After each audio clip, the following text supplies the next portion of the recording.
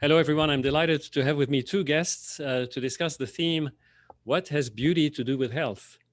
David Clayton is an artist and writer interested in culture and faith. He's the author of several books, including The Way of Beauty, Liturgy, Inspiration, and Education for Family, School, and College. David is the provost of the online university Pontifex, which offers master's and doctoral degrees in sacred arts and theology. He's a blogger on his well trafficked website, thewayofbeauty.org, where he writes regular columns about culture and beauty. Charlie Deist is also an author who wrote the recently published book Hormetics Fitness for Free People.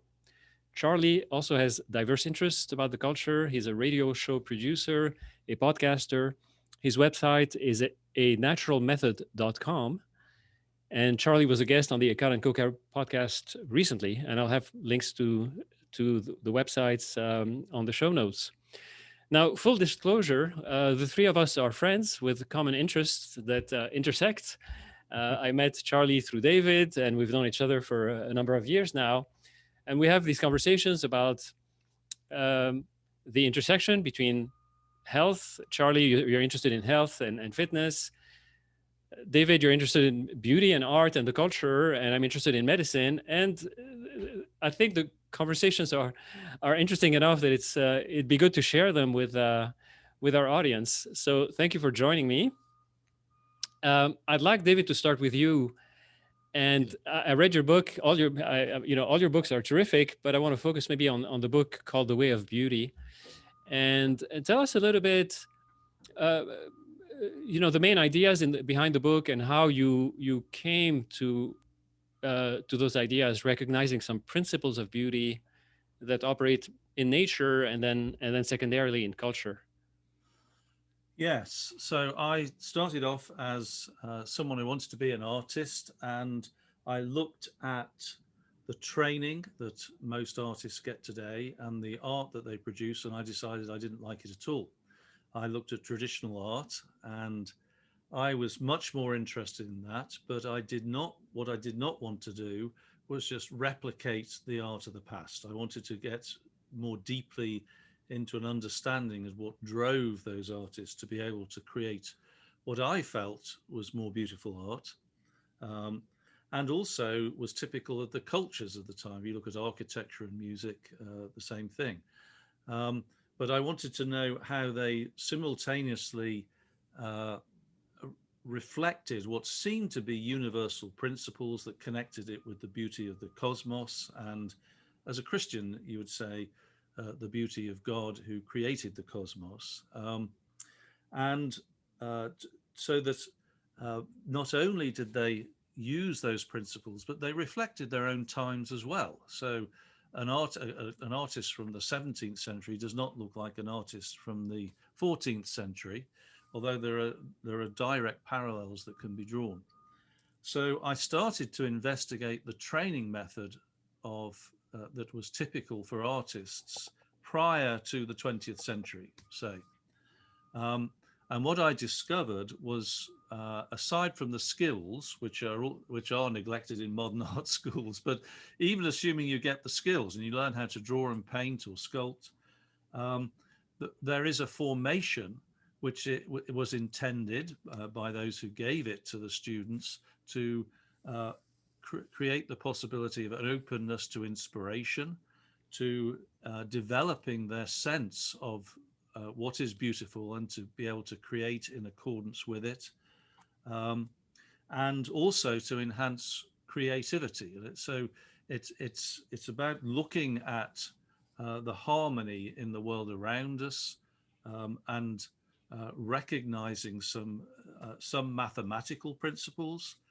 In some cases, developing that sense intuitively by studying the work of great masters of the past, but then through that, recognizing the needs of today and directing those principles to what is likely to connect with people today. So I have a study of art of the past. I have a section on the mathematics of beauty. And then I have a description of how I think this could be instituted today. As I was writing this book, uh, I realized that if what I'm describing is correct, and this is a path to creativity and for a formation in beauty, which opens us up to create things beautifully and well, that this is something that could be offered to all people. It doesn't matter whether you're an accountant or a doctor or a radio producer. Everybody wants to be more creative and to do things more beautifully and gracefully, because that's what makes your work appeal to people. And so I started to consider how this might be ad, adopted into a general education.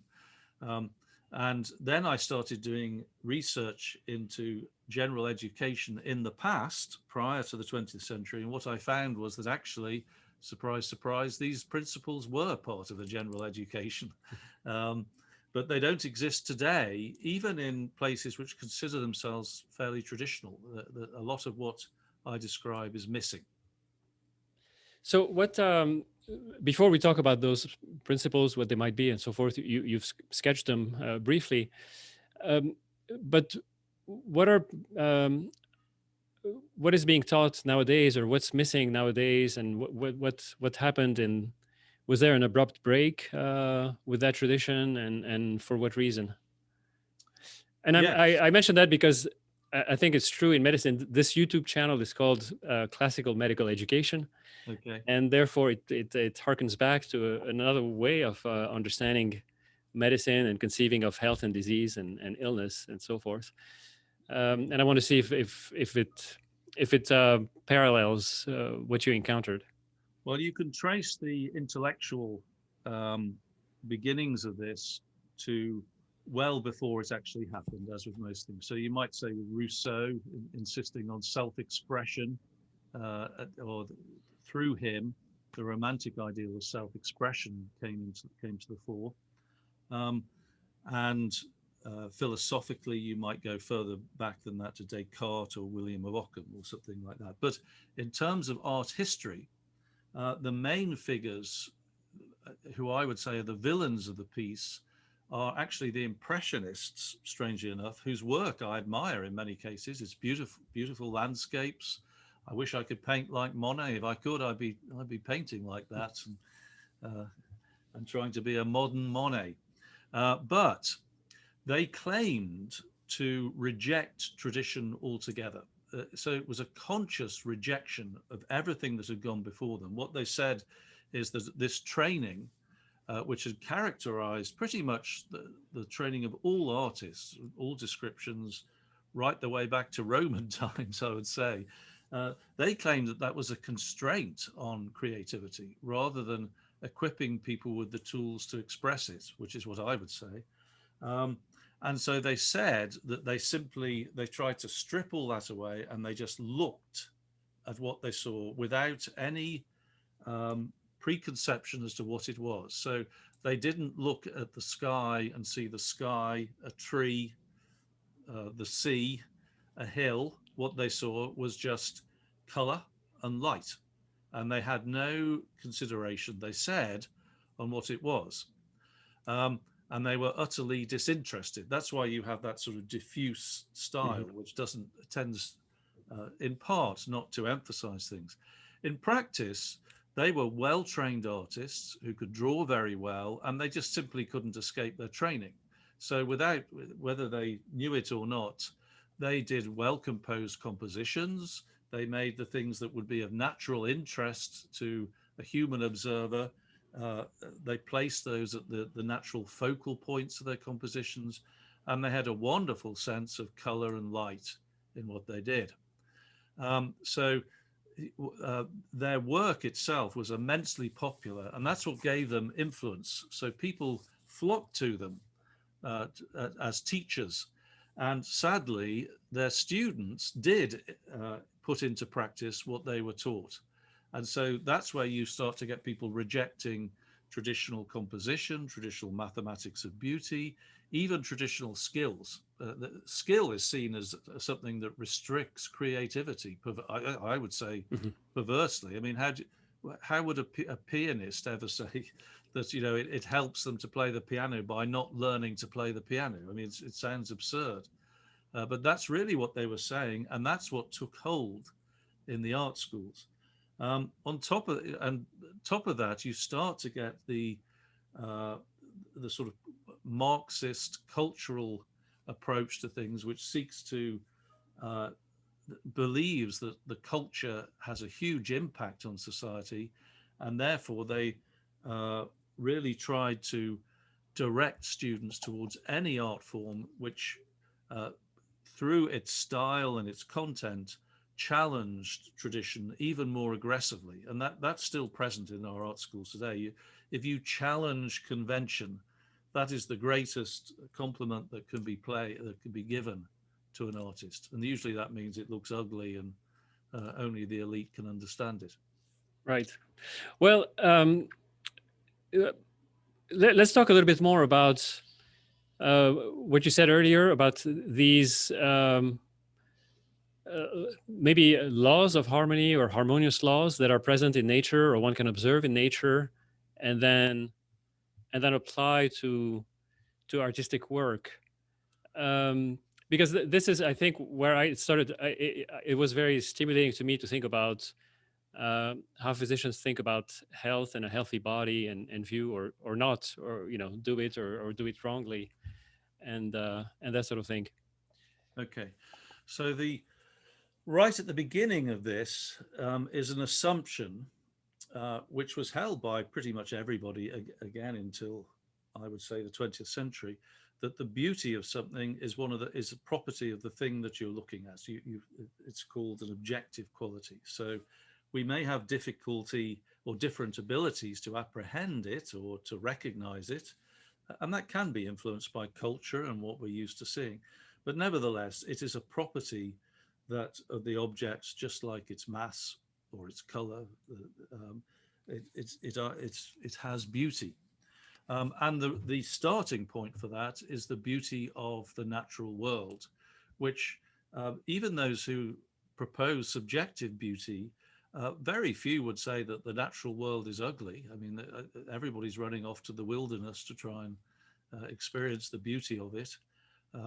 And especially people who don't have faith, they will at least recognize the beauty of the natural world.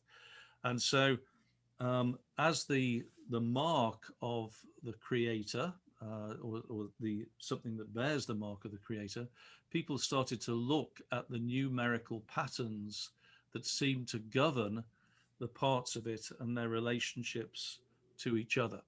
So there is this idea that when something is beautiful, the various parts of it are related to the whole in a way that is balanced and is suited to the overall purpose of the object. And so people would start to experiment and just say, well, if we change this, what does it look like if we change that? But also look at the numerical patterns in the cosmos, especially the motion of the stars. This is where you get the idea of the music of the spheres from. And they would account for that numerically.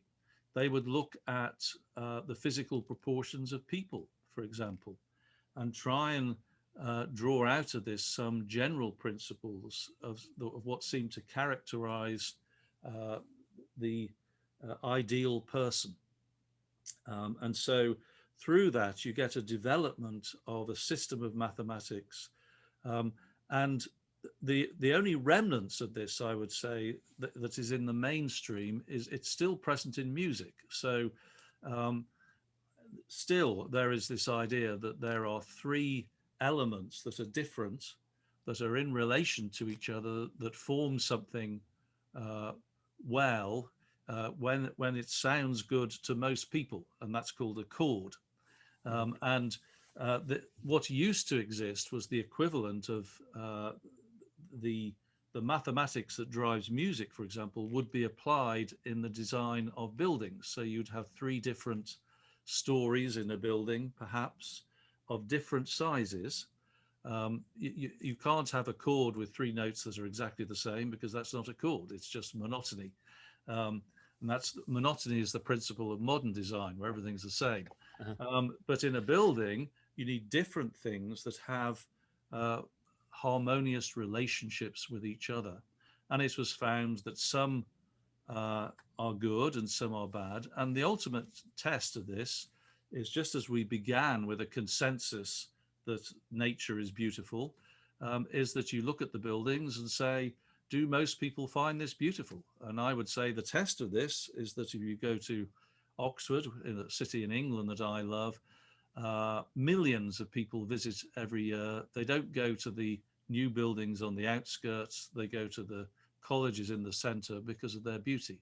If you go to Florence, millions visit that city every year, and it's the buildings built according to these principles that they want to see. It's not the modern buildings on the outskirts. Right. That's terrific, and these ideas helped me stimulated my thinking about health. So for years, I've been aware that in medicine we are not taught what health is. Mm. And it's kind of a paradox. We talk about healthcare, but we don't talk. It's healthcare without health.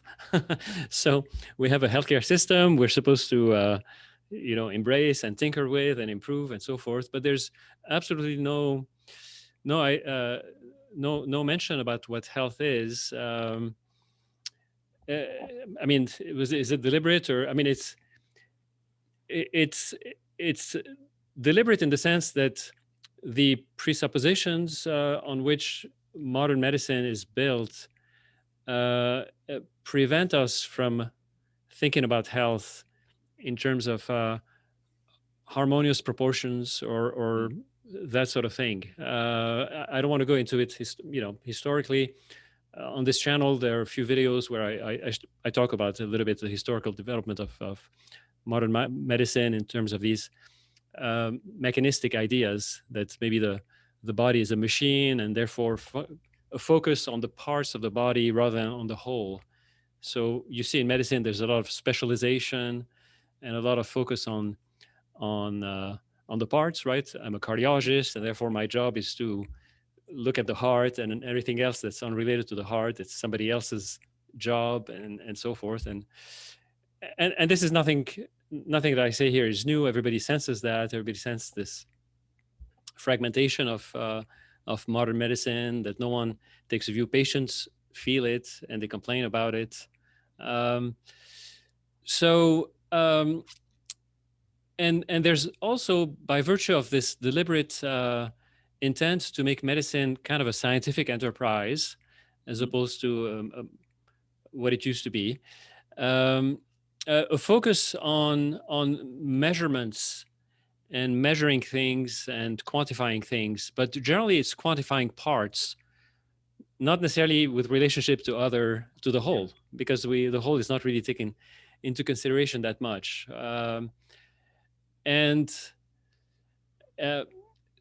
So, after I read your books, maybe it was sort of in the back of my mind, and you talk about these proportions of parts to whole. I started thinking one day, I was reading.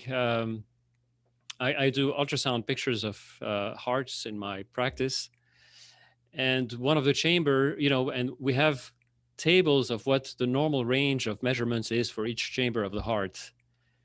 And frequently, if we measure the chamber, if you look at the number in the table, the number will tell you that the chamber is too large. But if you look at it in proportion to the rest of the heart, then you actually see, no, that it seems to be in proportion. Yeah. Now, it's not a mathematical proportion, because I can't calculate the left atrium. I don't think there's a mathematical formula certainly there's not a rigid one. But with experience, you can get a sense of whether this left atrium is too large, or if it's, in relationship to the other chambers of the heart, if it's actually fine, or in relationship to the size of the patient, if this is fine, that sort of thing. And that's really missing from medical training, for sure. We have these tables of what the normal is, and we're supposed, and that goes beyond what I just mentioned. We talk about weight, right, in isolation. Now, the people realize that have realized that it shouldn't be that way, and so right now people don't talk about weight in isolation, but they put it in another formula called the BMI, right? So Mm, there's some kind of formula that's supposed to relate the weight to the height, the yeah. body mass index. There's a math, but even that is it's an artificial proportion. It's not a natural proportion. Maybe it aims towards a natural proportion, but it aims to mathematize it excessively. Whereas I think a human observer, an experienced observer, can immediately determine if the Mm. person has more weight than they have height, right? Make that calculation intuitively without applying a mathematical formula to it. I've got a number of responses to that actually. Mhm. First of all, going back to the training of the artist and how the artist produces a painting. So the artist will use these mathematical proportions quite a lot uh, in producing the painting, in sketching out the structure of it. Very often in the external dimensions of it. It might be 3 to 4 or something like that. But always when uh, the goal of the formation by exposure to these what you might call idealized formulae Mhm. is to develop the goal is to develop the intuitive sense of the artist as well. So they're not totally separated from each other. You use one to approach a solution, but then the final solution is a personal judgment. And that is because the moment you put a brush stroke on the drawing, the eye is drawn to that, and your perception of that in relation to the whole changes, and that changes with every subsequent brushstroke, and so you're constantly modifying, and in the end, you ask yourself the question: Is this beautiful? Right. That's what you ask yourself, and you change things around. You have to be prepared to do it. Um, the other thing is that it strikes me that there's two aspects for going to medicine, but as an outsider, there's two things that need to be considered. One is the relationship of the physical parts and the physical indicators to each other. But um, even someone who doesn't have a Christian anthropology, I'm assuming will acknowledge that there's a mental aspect of a person which at least appears not to be exclusively physical. And so we have to consider the relationship of the physical parts to the mental parts and how changing one thing can influence another, and it can go both ways. For the Christian, of course, which I would say is the most complete description, we have also the spiritual, that aspect that by which we relate to each other, the intellect, and will relate to God. And so, though all those things are interconnected, and certainly these were the assumptions behind the traditional approach to things in the Christian world, at least. Right. Um, there's one other thing I wanted to say, actually, and that is that um, what allows you to say that the parts are well related, you can't do it unless you know what the unified whole is. And so I have to, when I paint a painting, I have to know I want to communicate this idea to these people. So I've defined a purpose for it. If you don't acknowledge that there's a purpose to man, then you have no principle by which you can unify the whole, and the whole thing will just disintegrate. Now, Christians, whether you agree with it or not, have a sense of the purpose of man to which they can adhere the relationship of the parts to the whole, and the whole, shall we say, to its purpose.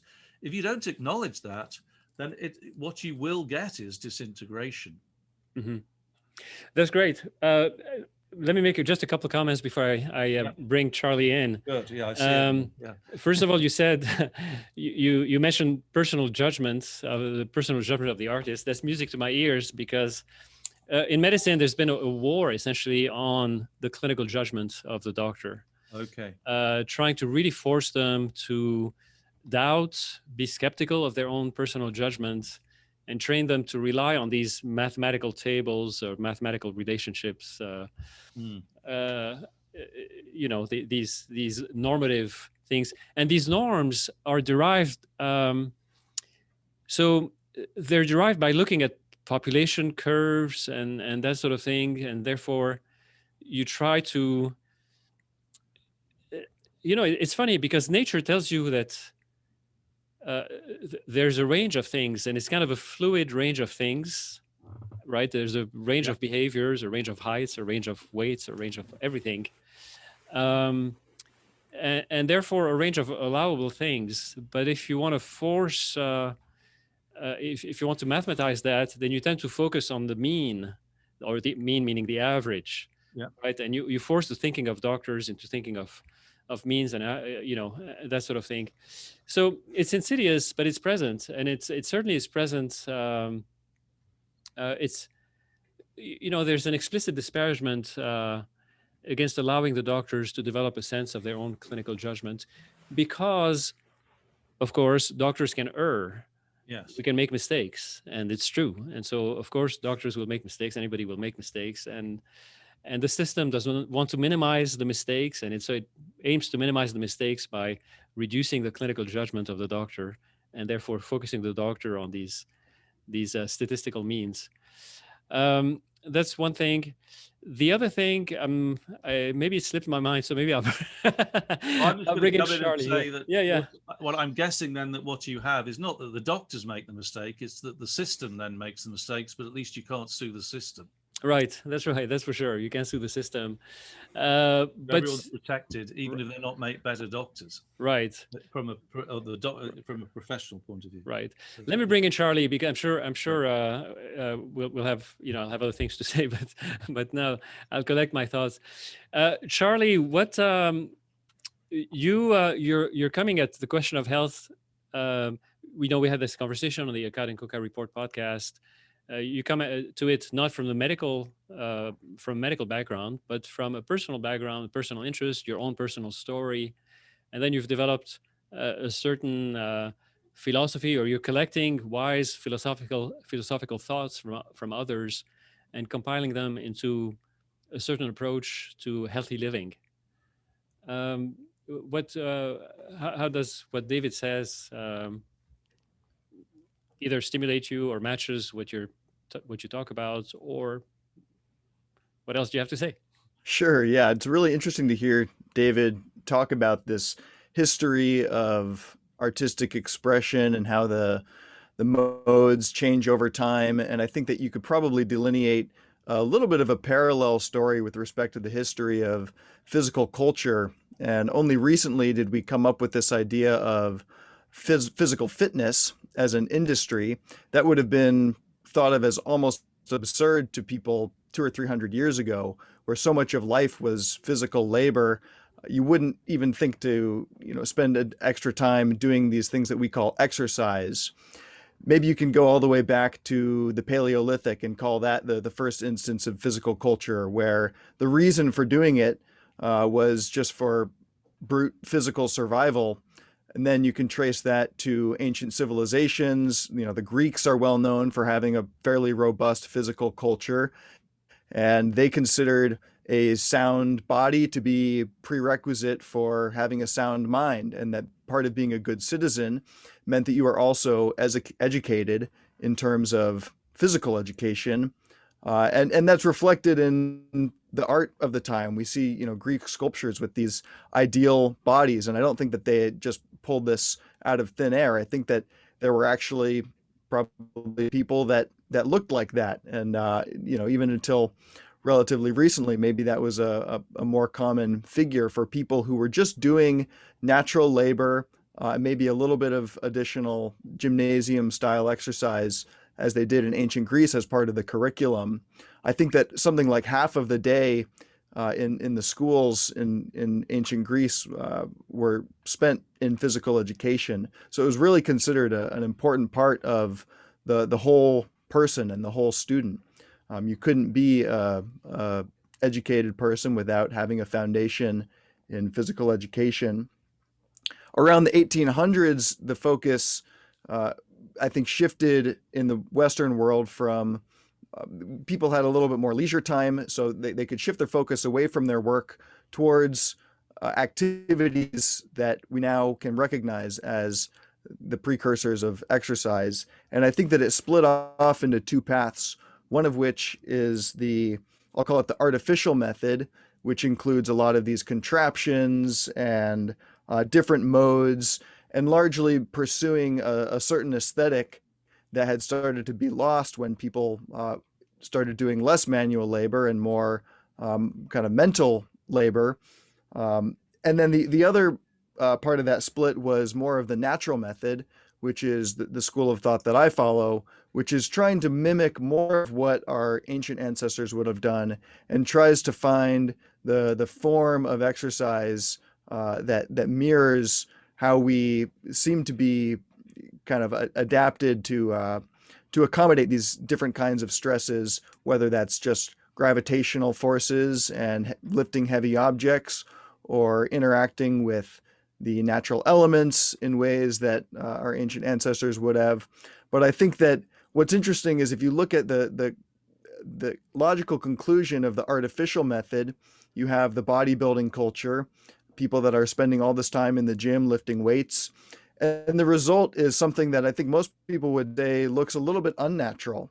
It's a perversion almost of what you get from the Greek ideal, and instead you get these people with, you might say that they have body dysmorphic disorder or something like that. Yeah. Can we say ugly? I mean, we can say ugly. I mean, I may get canceled by the bodybuilding community. But... No, I mean, it is a conversation about health and beauty. So I think that if we're trying to contrast the clear beauty of what the physical form, the pinnacles that are reached in ancient Greek civilization, I do think that the corruption of the worst, of the best, is the worst, and so that's what we have with modern bodybuilding culture.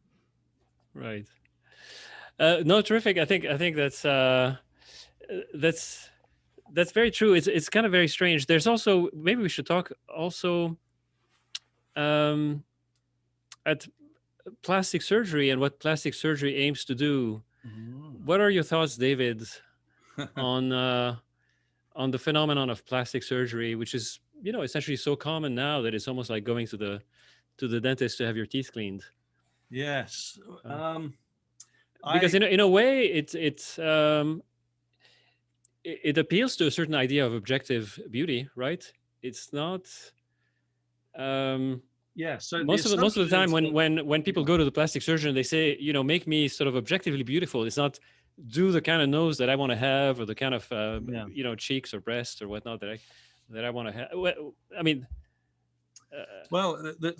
I mean, the thing that occurs to me is there a difference philosophically between combing your hair, or if you're a woman putting on makeup, and then having that sort of cosmetic surgery? Is it just a question of degrees and permanence? But the idea is the same.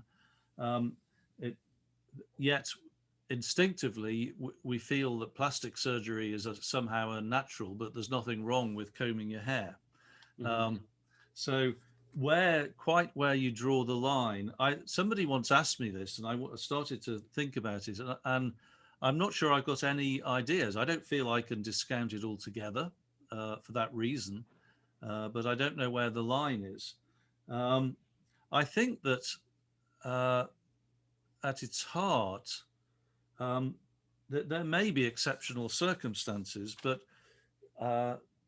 if there is a recognition of the objective beauty of the human person, shall we say, that there should be less need for this, and especially given the sort of the possibilities of becoming the people that, in a way, that we're meant to be. I was listening to Charlie, and he's referring to the Greek ideal there, and underneath the sense of an ideal is, it's not just there is an ideal for, certainly if you blend that with Christianity, the Greeks might have had a sense that there is a single perfection of humanity, but for Christians there is an ideal towards which we move as people, and it strikes me that if we strive to have a balance, we can develop ourselves physically and do the sort of things that Charlie refers to. But I know that Charlie's, because he and I have had these discussions, combines this very much with consideration of the patterns of worship and the spiritual life, also with nutrition, and changing diets, not just with physical considerations, but with spiritual. So you have fasting and feasting that seem to fit the pattern of traditional fasting and feasting in the Christian year, for example. Now, underlying the harmony of those things is a sense that we're moving towards the person we ought to be, even as we get older and our, in some ways, our capabilities decline. That the more we do that, probably it's a better way to go. I don't rule out plastic surgery, but I would just question that we have sufficient understanding to know what the surgeon should do, and the surgeon has sufficient ability to do it. And you stand to make a mistake, and so I'd worry about that. I remember talking. I just finished. I remember talking to Charlie and saying that I was entering Lent, and this has been. We're almost over, but this has been my best observance ever. But I was saying that I thought I'd just try and follow his natural method of exercise. I've just started that. I'm 58 years old, by the way, so I'm not going to turn out like a 30-year-old Greek god.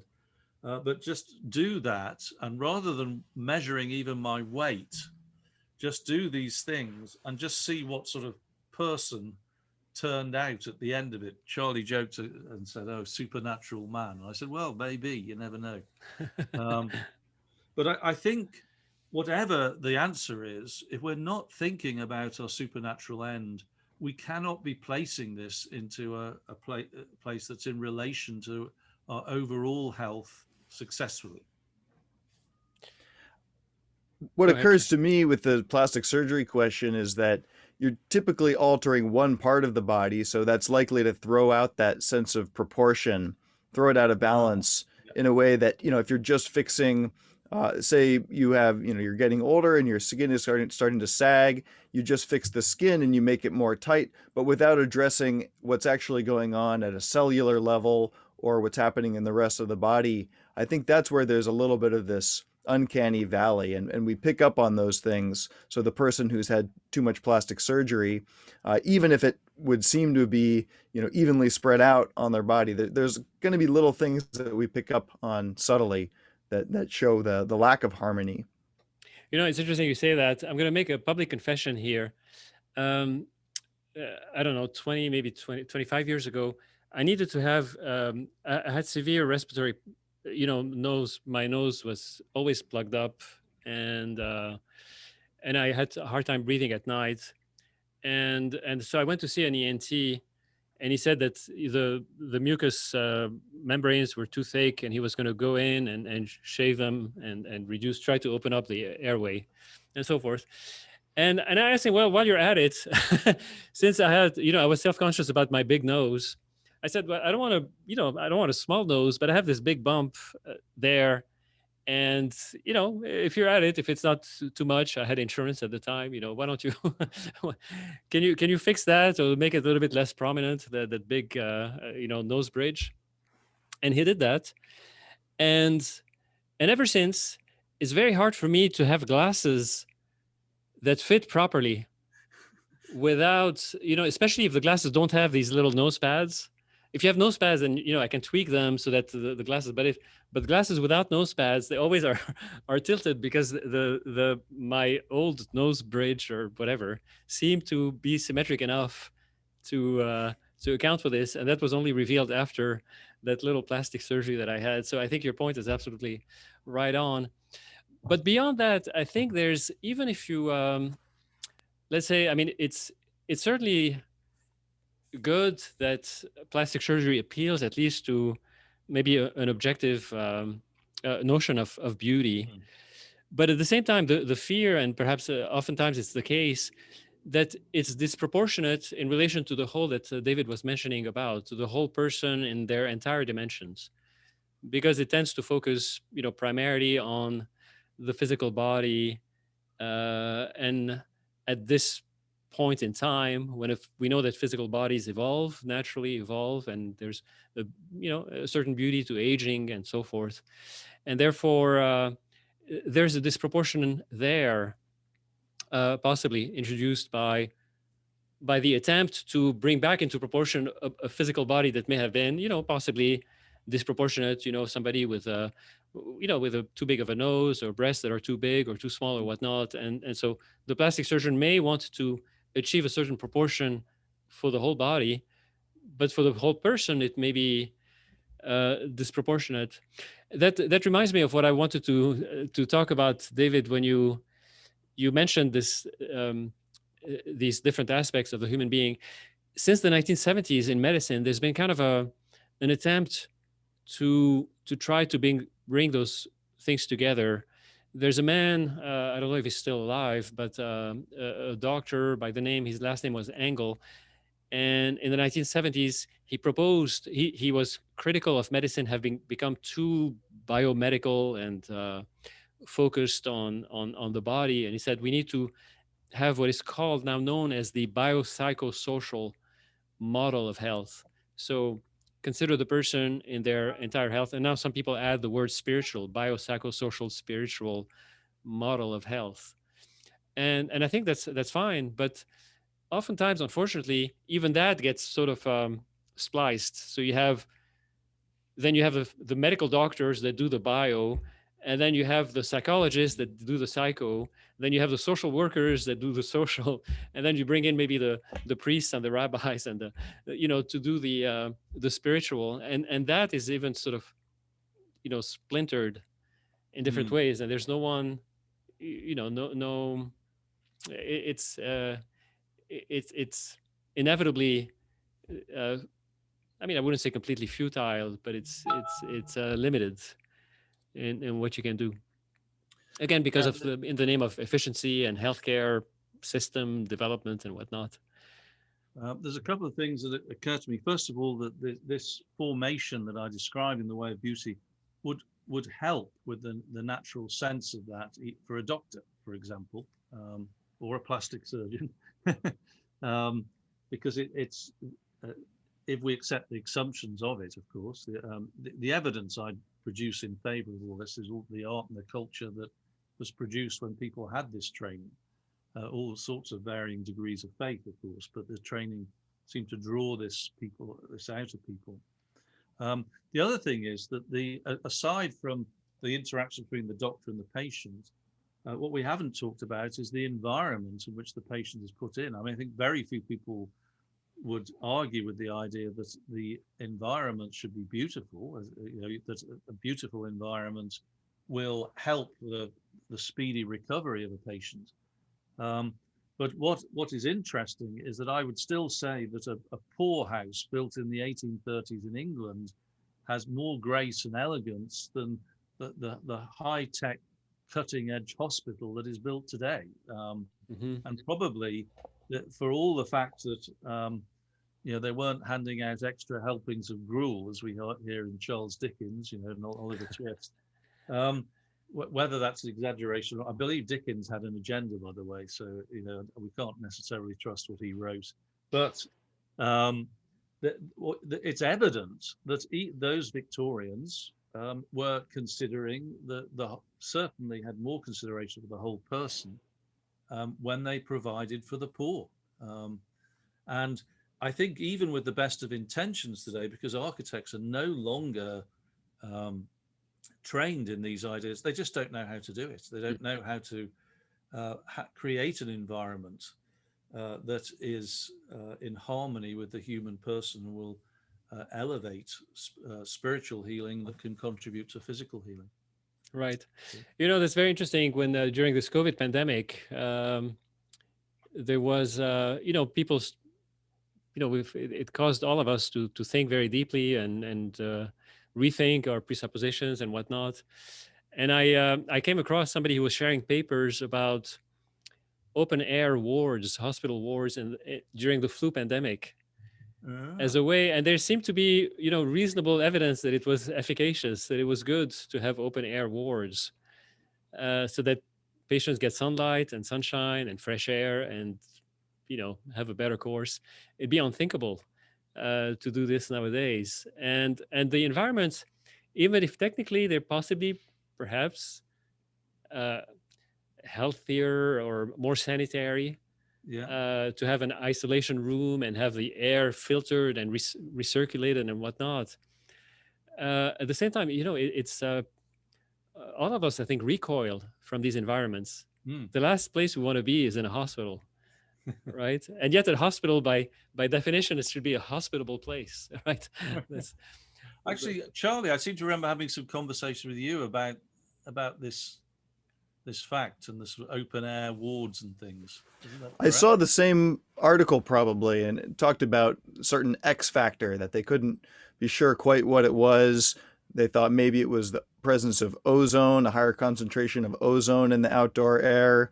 And I think that just the holistic uh, nature factor, call it, prescription nature or nature RX, plays a role that's hard to measure or break down into some sort of single scientific finding.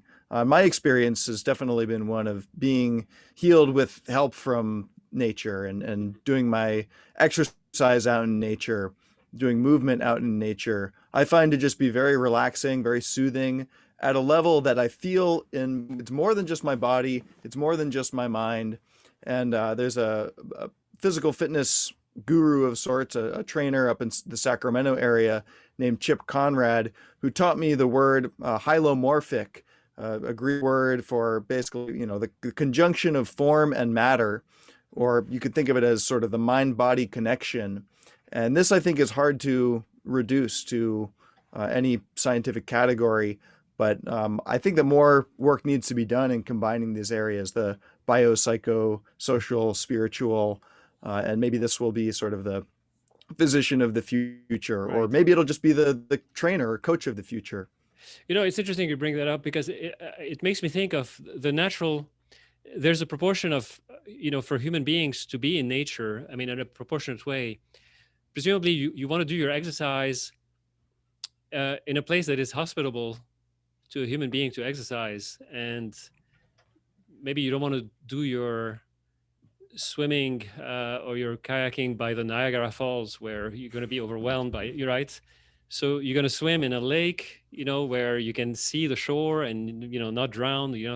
Now, of course, again, with people losing perhaps their sense of proportion, you have people who want to go and swim the Pacific Ocean and do it, so there's sort of a bravado to doing this, to maybe a way of pushing the boundaries, which David talked about at the beginning of the podcast, to do things that are completely disproportionate to what we really are.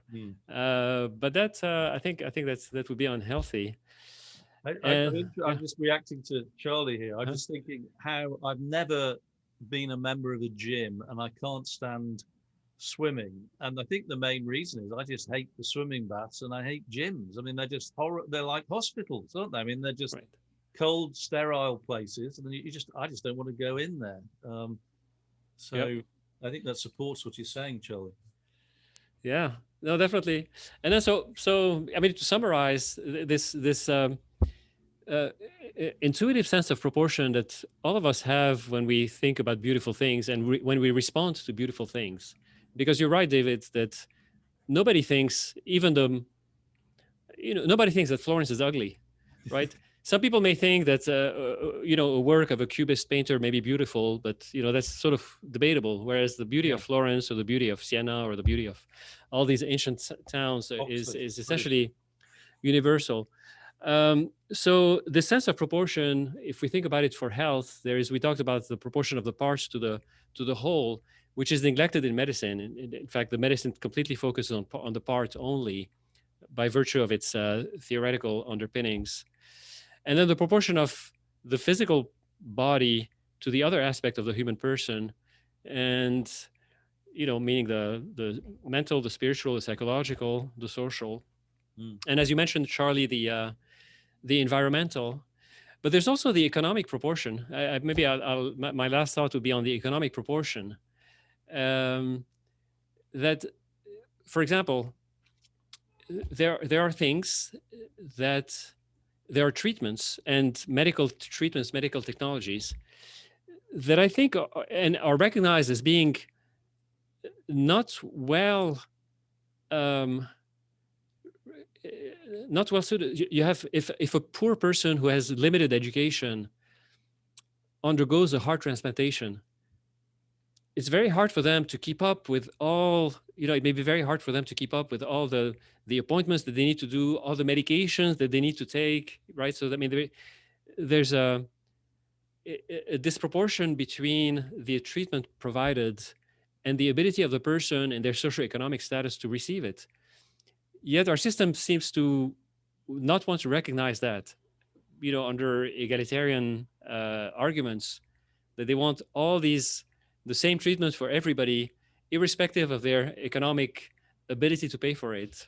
But the economic ability to pay for it has to do, goes along with, the whole of the whole person in all their dimensions. And frequently it's much less productive that way. I'm not saying that poor people should not be given the opportunity of a heart transplant. I mean, of course, but that requires the judgment of the physicians or the team of physicians to decide, is this an appropriate treatment for that person, given their entire circumstances, not just their body, not just whether their body can take it, but whether they're socioeconomically it fits, it's going to be a good outcome and whatnot. And you can't really reduce that to rules that you make that you legislate. It has to be on a case by case basis. That's where you want choice. I mean, because those are tough decisions to make. And look, if I only had access to one doctor who was designated to me, and I was in his hands for such a decision, I'd be extremely nervous. But that's an argument I would say, if you're going to give the doctor that freedom, which I would like to see. I think you're right. That means I need to have lots of doctors available to me. Absolutely. So, right, the doctors should be kept honest by the patients, and so there has to be competition between the doctors competing for. Yep. That anecdote that you share, I can't help but think of the myth of Nemesis, and to tie it into the subject of yours and my intellectual fascination recently, Michel, which is Ivan Illich. He has his book titled Medical Nemesis, which is all about iatrogenesis and medically induced illness. And I think that he would look at some of the technologies around life extension as fitting this same model of maybe the disproportionate fixing of one part, which allows for a longer lifespan, but at the expense of certain quality of life. Of course, not in every case. And there are some people who might be 40 years old and they just have a bad heart valve, and you can extend their life, 40 more quality years of life. So there's no hard and fast rule here. But I wonder if in the future, if medical technology reaches the point where we can continue to replace one organ at a time, that people will get closer and closer to the mythical figure of Nemesis, who I believe had the vulture come and eat out his innards every day, only to have a god come and heal him right after that. So I can imagine this dystopian scenario where we're in worse and worse pain, but being kept alive by more and more extreme technology. I just had to put that in there.